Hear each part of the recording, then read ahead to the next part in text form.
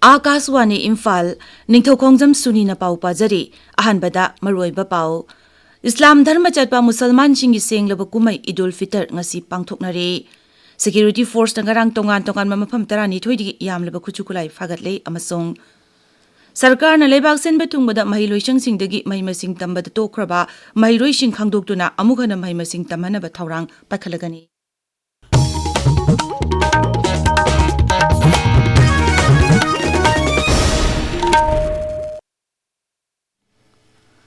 Islam dharma chatpa Musalman singi senglaba kumai Idul Fitr ngasi dharmagi chatnabi amasung harau tayambaga loinana pangthoknari numid asiga mari lainana Islam dharma chatpa mioi singna masajid singda chatuna lai khurumnari kumai asiga mari lainana maru mapang amadi mari matagi imung manung sing samin thakminnaba amadi khudol tamnabana numid asigi mapungoiba saktam oiri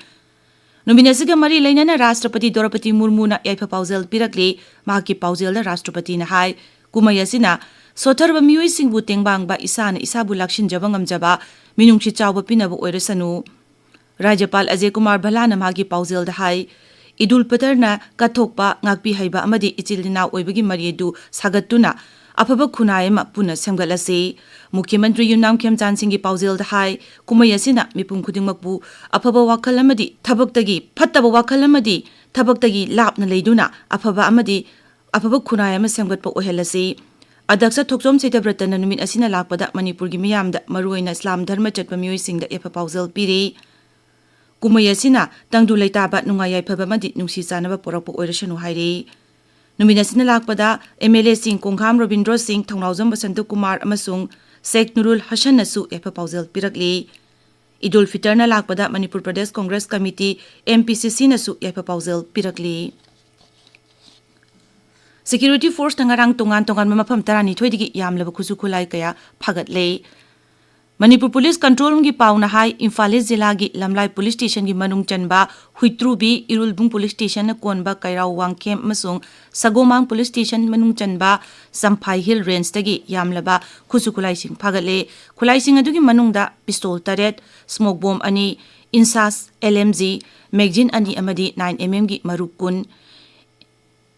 303 ama single barrel nungmai taret 9mm pistol ahum grenade ama SLR gi magazine ama yauri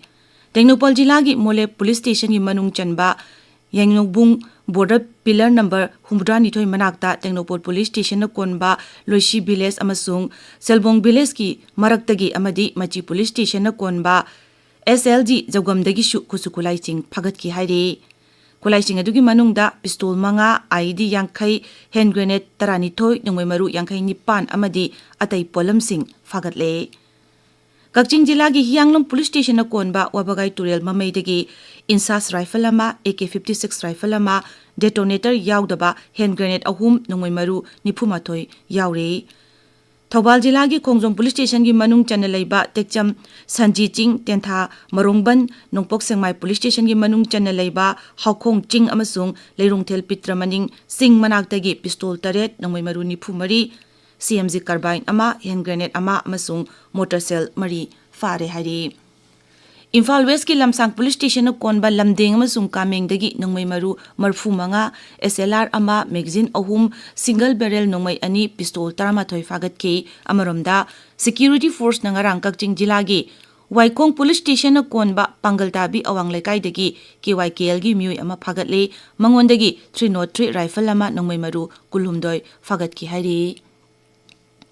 Ahum Super Northeast India Film Festival lisingani kuntaruk ngasidagi Imphal gi Lamphel da leiba Tentha Police da hawdoklagani numit ini chathagadaba festival asi Information amasung Broadcasting Mantraloy ga loinana Film Development Corporation gi mideng makada Thauna Manipur DIPR amasung All Manipur Film Producer Association na punna shinbani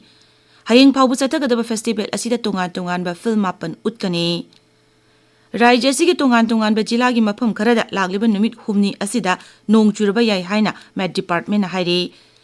Tamenglong Senapati Imphal West Imphal East Jiribam None amasung Churachandpur akhak arauga loinana maya urap nong churaba yai hairi tabiriba pawasi Akaswani Imphal dagini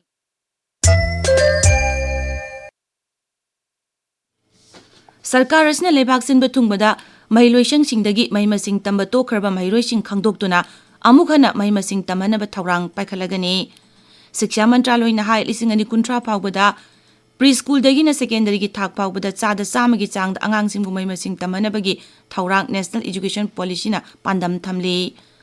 Seltom lambi thong amadi tongan na kudong sadabasingdagi mai masing tamba phangdraba angangsingbu mapung phana mai masing tamanaba thaurang asi paikhalakpani.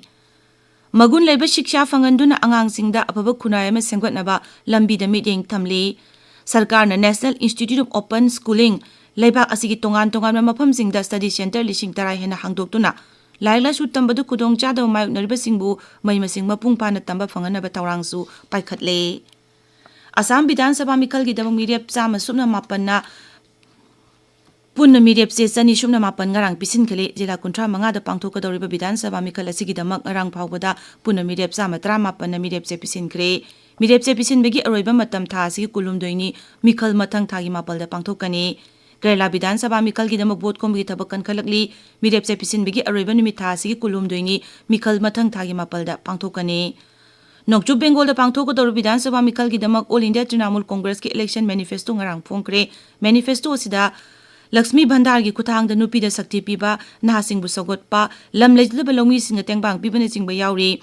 Mikal mathang thagi kulum doi masung kumnapal da pangthokani. Amrom da Puducherry da pangthok kador Vidhan Sabha Mikal ki damak National Democratic Alliance ki sit yenabagi mofam sing yana kare. All India NR Congress na sitra trokta lamba thengnagani BJP na Kendra Tarada All India AIADMK amasung Lachia Jananayak na sit aniani da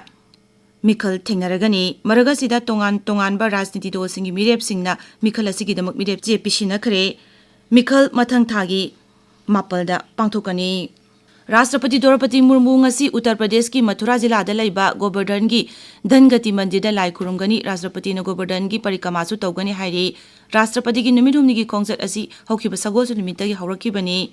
Rashtrapati na khongjat asi gi manung chana Uttar Pradesh ki tongan mandir singda chatuna lai khurumki. Rashtrapati na Ramakrishna Mission Seva Ashram gi Oncology Block amasu sangha ki masina cancer laying chathabada hena kanaba fanghalagani hairi.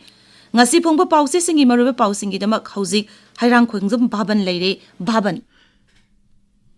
Thagachari Suni ngasi Manipur da phongliba pauche singda Chief Minister na luchingduna high level review meeting pangthokhiba sina kaitai da Kuki Khulai paiba sina nomai kapsulakiba amadi Kuki Zo Council gi mihut singa Chief Minister Yumnam Khemchanga unagodori haiba pauna tongan headline tawduna maru eba pauna phongli sana lebak pauche da Chief Secretary DGP Security Advisor yauna mifom pangthokre ingtap pahanzilak na bagi wari sanaba CM na Kukizo Council la khangan kre heba pauna ani suwa headline tawri nahargi thaudang pauche da Kukizo Council gi mihut singa CM Yumnam Khemchanga ngasi Guwahati da unagodori haina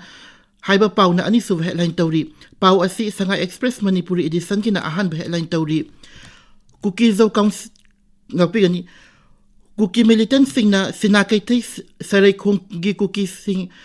na nomay ama di bom kamsilak padagi kutok na kirahaiba pau na huelan pau chegi ahan bahelan tawri pau asi Sanga Express ki English edition amasung The People's Chronicle gi na ahan bahelan oidi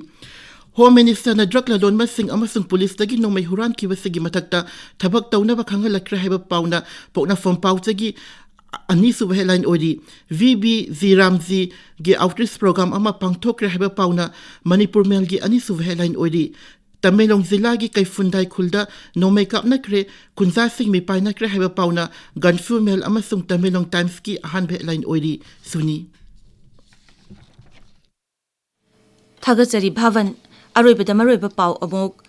Islam dharma chapa Musalman singi sengleba kumai Idul Fitr ngasi pangthoknari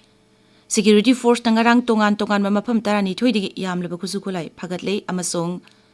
Sarkar na lebak sin batungbada mahiloising singdagi maimasing tamba tokraba mahiloising khangdoktuna amuana maimasing tamhanaba thaurang paikhalagani pauloijare